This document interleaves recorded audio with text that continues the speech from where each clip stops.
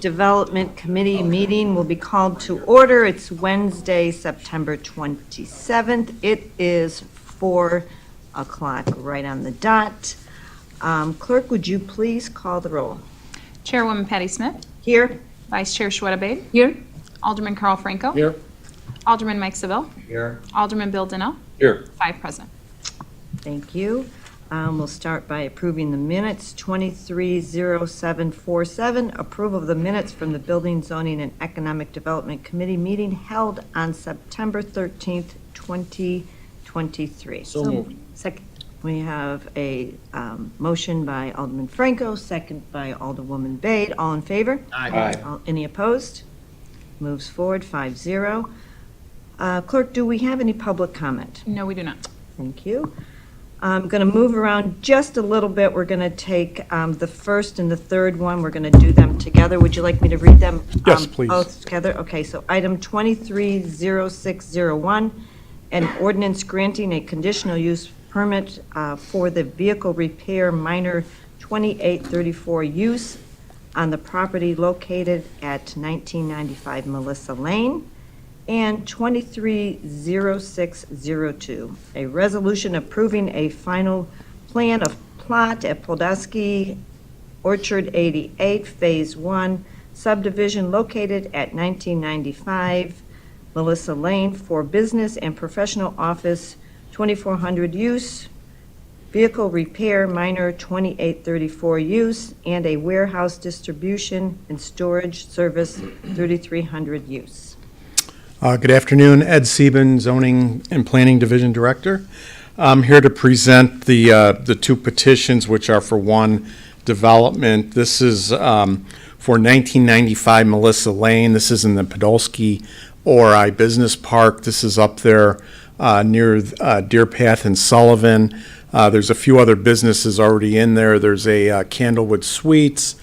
There's about 170,000 square foot warehouse light industrial distribution center right off of Melissa and Dancer Drive here. There's the old Provena fitness facility.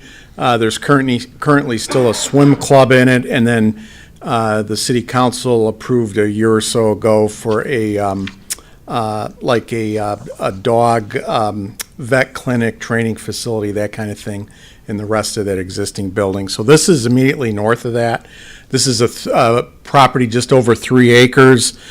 We found that these smaller ORI lots are a little bit hard to develop because economies of scale for building smaller buildings.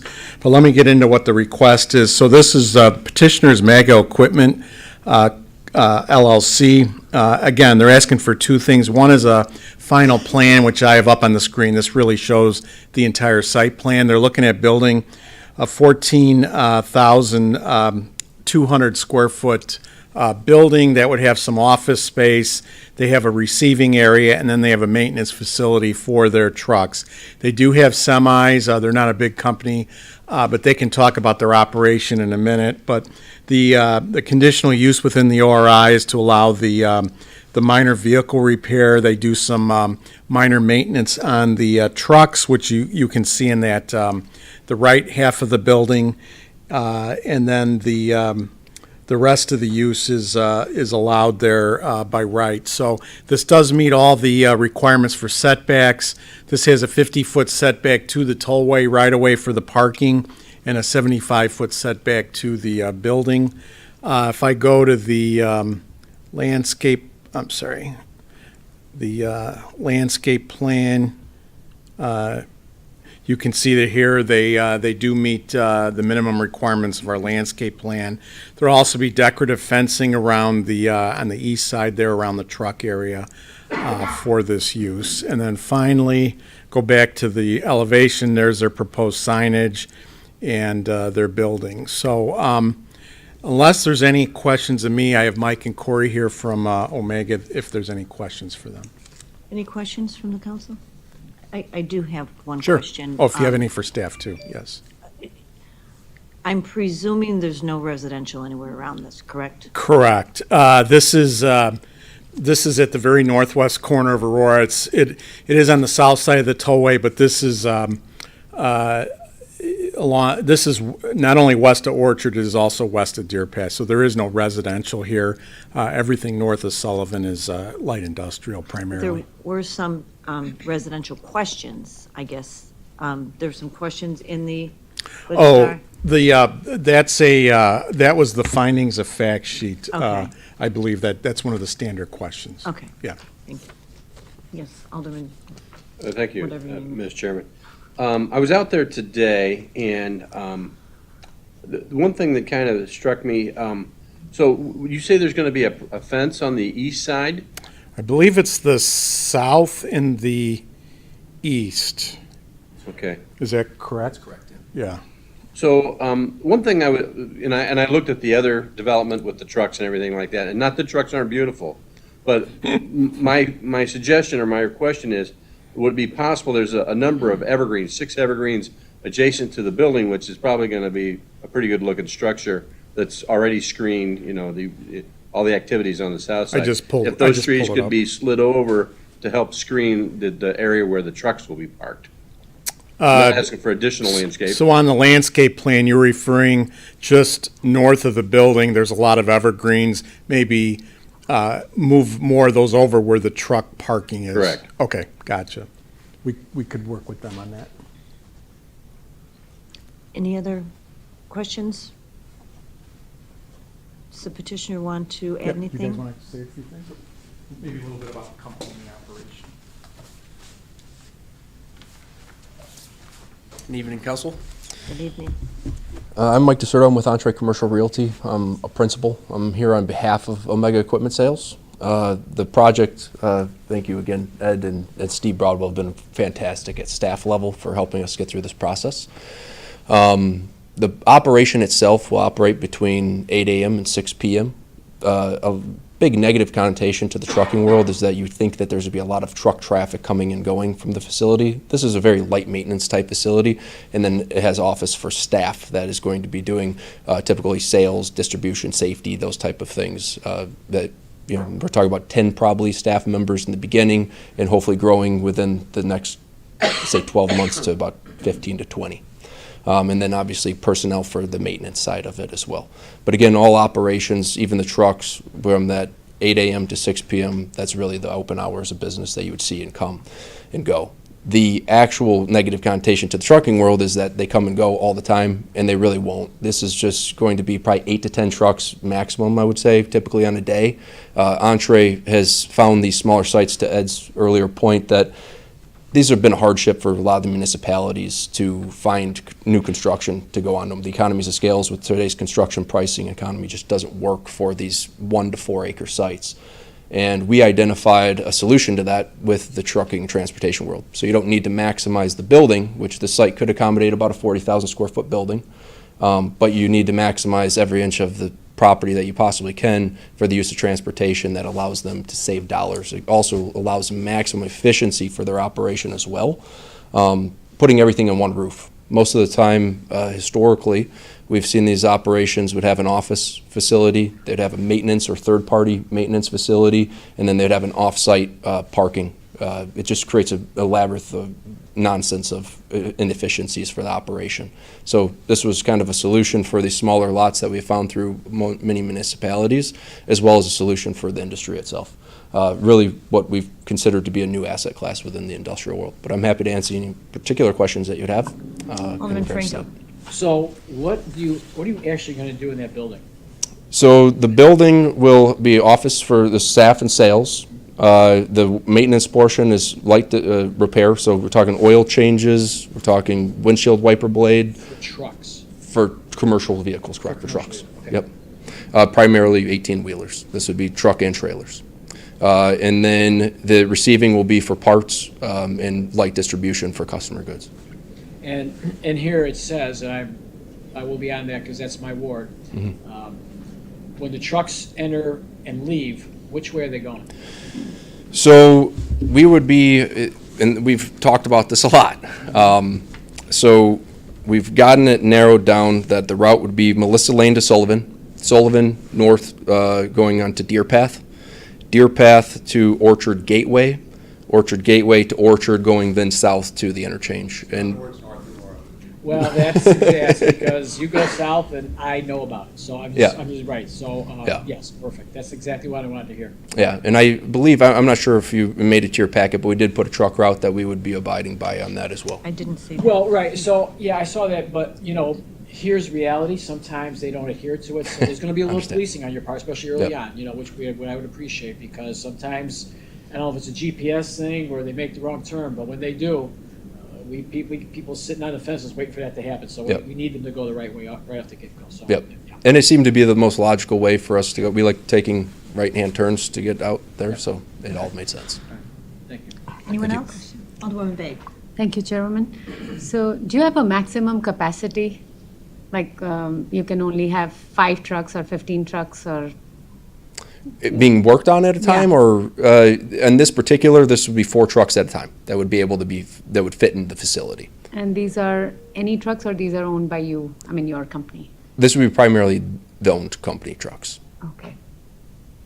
And near the tollway, there will be berm? There is a 4 to 5 foot berm, I believe is what's called for in the final site plan. That would be along the toll road, and then abundance of landscaping. Okay. And that's the standard, I assume? Ed? I'm sorry. That's was the the, question? the berm near the tollway? Yeah, I think it was indicated on the landscape plan, but I think it's 3 to 5 foot. I think it was 4 to 5 4 to foot, but 5 it's, foot. That's the okay. standard, what Yes, we I'm have sorry. in that It does meet area? the minimum standard, and we do try to mix in a lot of evergreen, mix that in, as Alderman Donnell pointed out, so. Okay.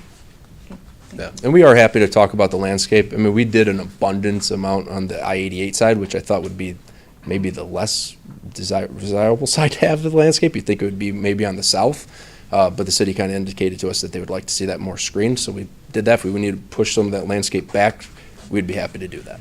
We also work with them on the orientation of the building. Originally, it was reversed, and so we wanted the office and the more decorative towards I-88 too, Yeah. so that was. Thank Yeah, you. which is Alderman great. Donnell. So I had to look up what a bobtail semi was.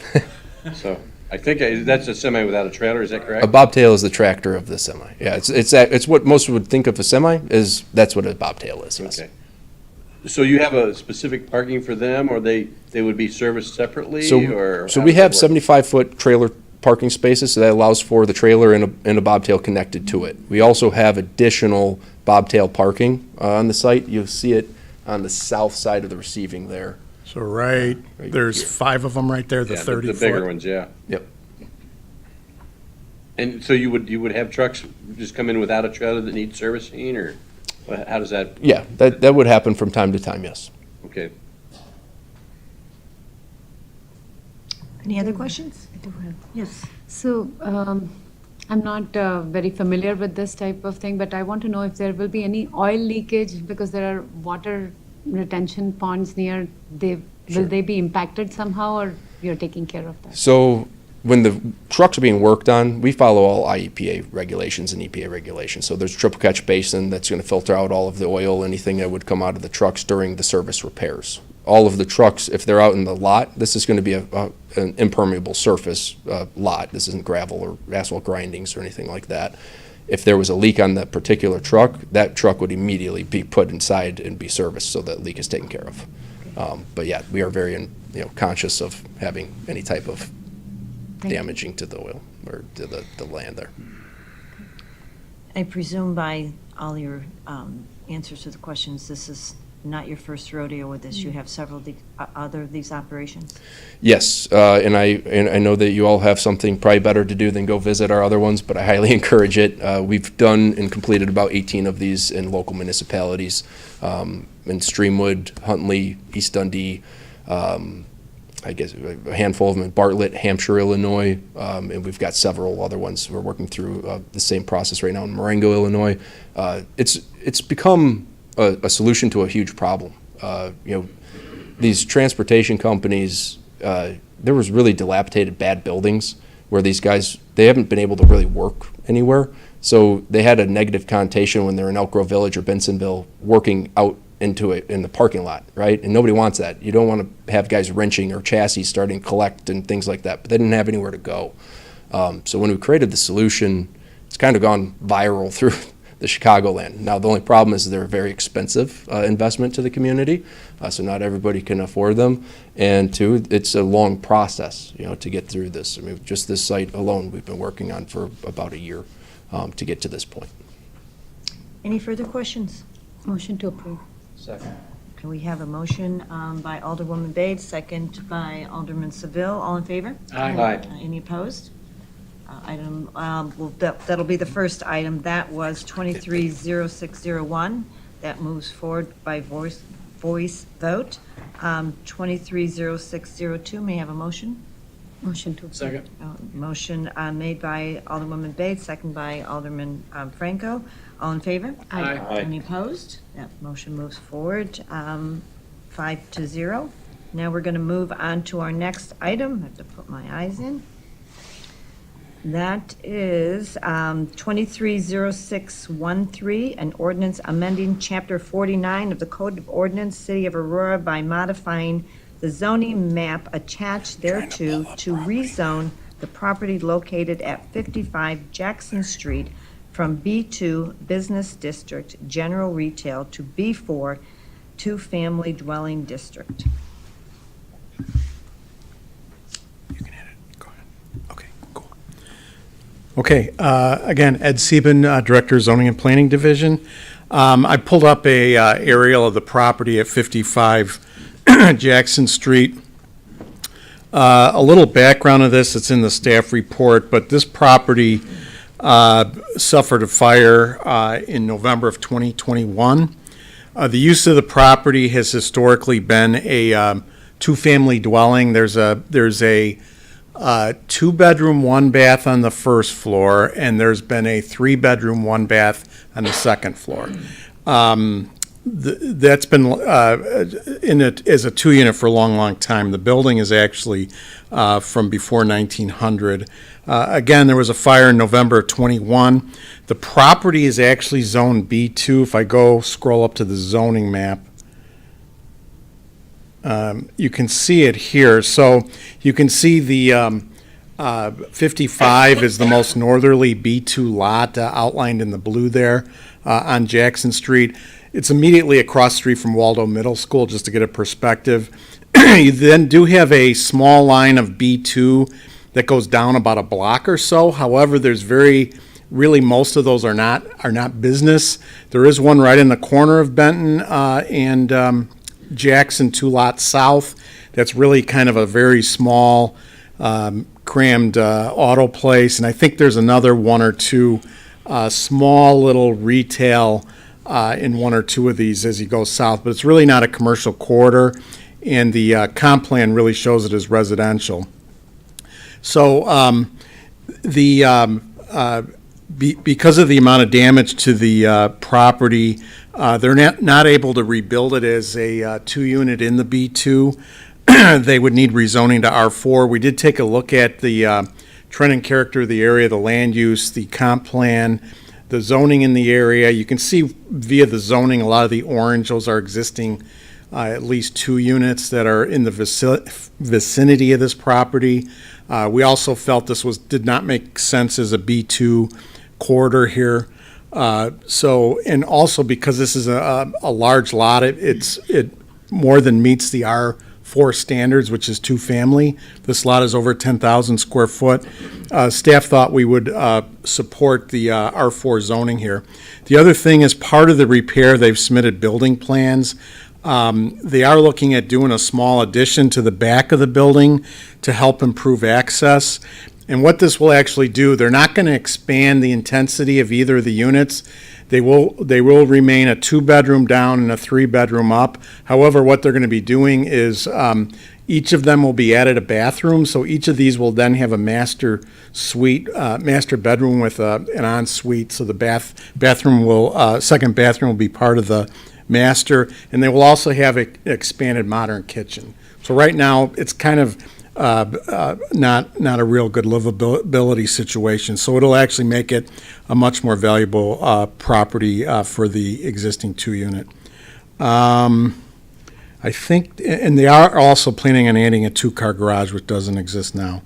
I think that's it. I think they are here. if you have any questions of staff, otherwise the petitioner's here, and with her contractor, so. I got a question real quick. Alderman Donnell, we'll go first. Ed, could you go to the building plans? Sure, give me one minute here. Oops. I think I have to click on them. I think what you're gonna say is it says single family where the garage is, that's a misprint. Okay. That's just a detached two-car garage. Well, I looked at the elevations and I kind of figured it out, but I think, Yeah. yeah, it's the one on the right. No, it's go up to the cover sheet, Yeah, and then the little sketch on the right. yeah, so, you zoom in a little bit here. So they are adding this two-car garage at the end here, but Which is- it does say single It's perfect, family. but since we were talking about Correct. two-family, I just want to make sure.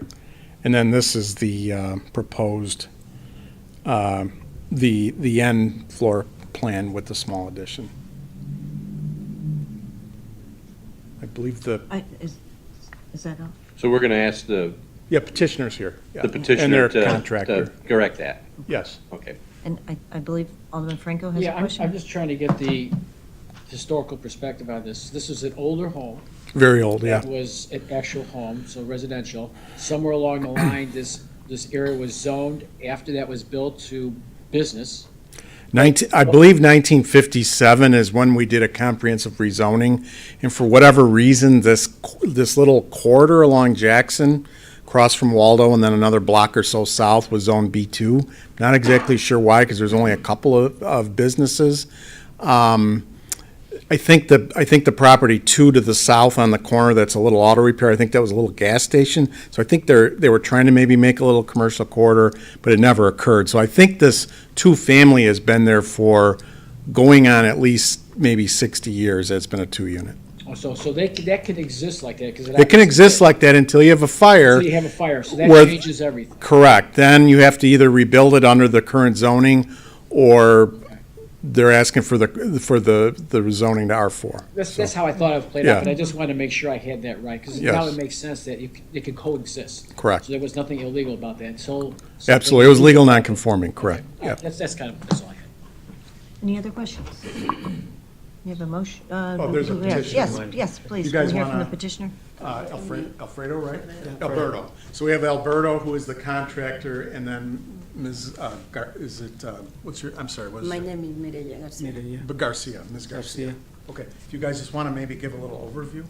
No, I'm okay. Alberto, do you have is there any questions for I'm Any okay. the home? questions? No?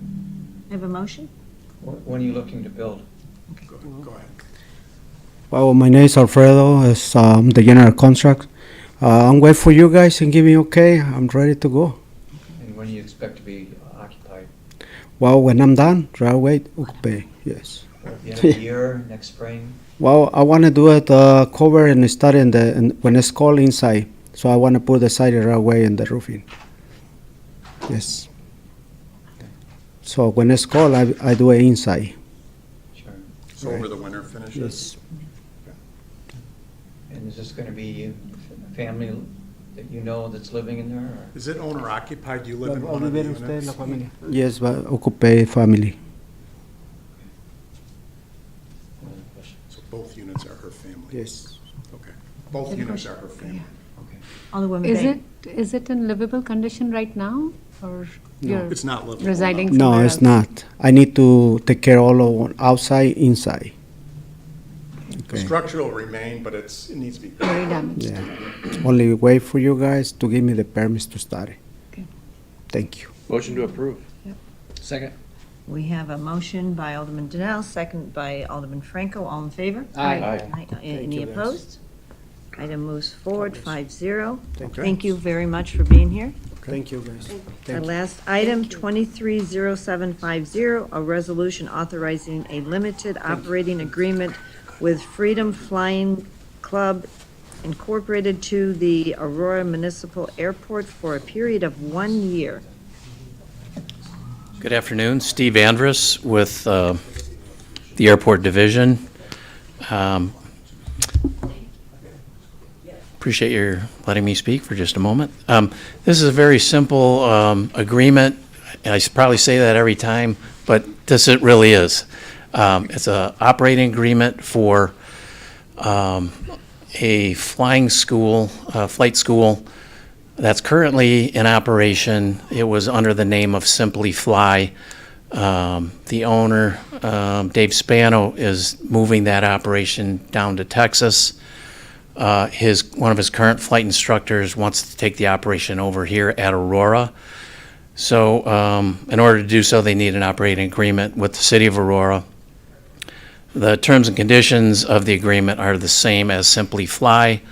It's operating out of the same exact location, which is owned by Rev Aviation, and their minimum payment will be the same as Simply Fly, which is $3,600 a year.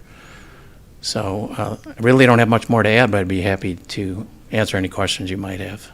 Do we have any questions? Alderman Donnell? So they're renting from both Rev and the city? How does that work? So the lease agreement actually, did I say lease agreement? If I did, I apologize. It's a limited operating agreement. So anybody who does work at the airport has to have an agreement with the city to operate their business. So that's what this is. It's an operating agreement to operate a flight school here at Aurora. Whatever they're doing with Rev is completely on the side. All they're doing is renting the space from Rev at this But we point. get 3,600? Sublease. We get 3,600? So $3,600 a year is for the privilege of operating at Aurora.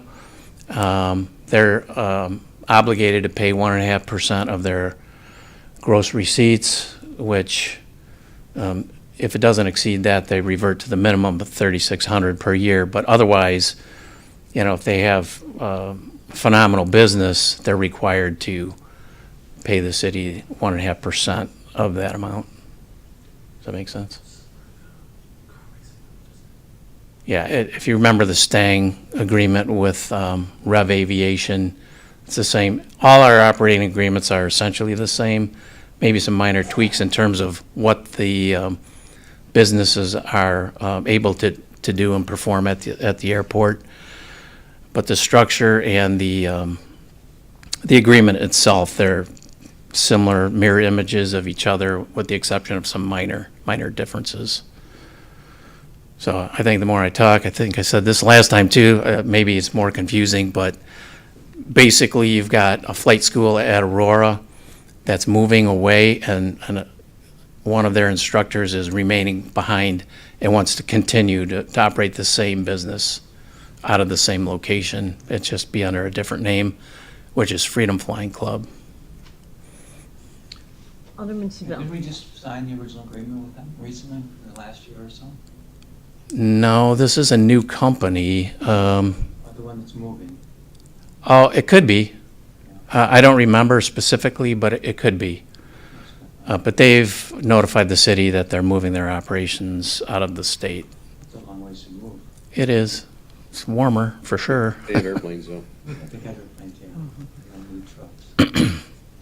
Any other, Alderman Franco? So I just want to make sure I'm up on this, not this particular thing, but overall. So we're Sure. saying that somebody like Rev, somebody like this place, would have a 1.5% commitment to the city for revenue. That's And if correct. they don't make it, there's a certain minimum. And then Rev on top of that, so they have that, and then they can lease in addition to that. And then they can make, I'm just kind of trying to. The revenue that would be, for example, Rev. Right. So they have an agreement, a lease agreement with the city of Aurora. They're a fixed-based operator, so they have some little different conditions imposed on them. But basically, they have to abide by that 1.5% clause as well. So they have space. It's being occupied by this one company. They're leaving. This guy's coming in. Now is going to rent that same space.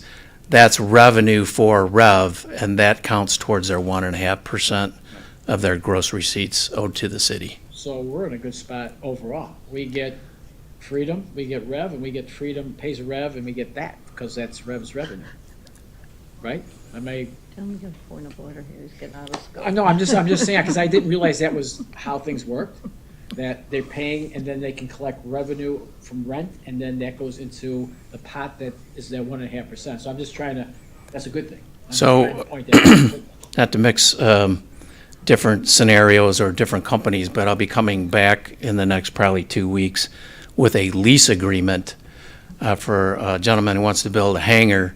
Even though that's all it is, he doesn't have a business, but he will also be obligated to pay the 1.5% if he leases space at his new hangar. So that would be considered revenue, and that then falls into that same category. Thank you. So moved. I find myself funny sometimes, and it's not really that funny. We have a motion by Alderman Franco, second by Alderman Seville. All in favor? Aye. Aye. Any opposed? This item moves forward, 5-0. We're no need for closed session, and may I have a motion to adjourn. Motion adjourned. Motion made by Alderman Franco, second by Alderwoman Bade. All in favor? Aye. This meeting is over. Thank you.